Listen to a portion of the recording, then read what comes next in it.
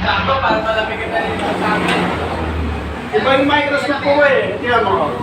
May mga... Ang ganda na yung ginawa sa dito eh. Puro naglalagyan, hirap yun eh. Diba? High-tech. High-tech. Yan ang bibili ko yun. Pre-made yan. Ha? Pero may iba. Meron siya. Diba?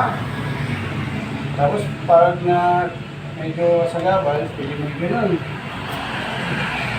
Yung lakas kasi mga kasi yung space. Tapos gano'n. Kaya kaya nga, microscope. Kailangan mo, ilalim mo siya.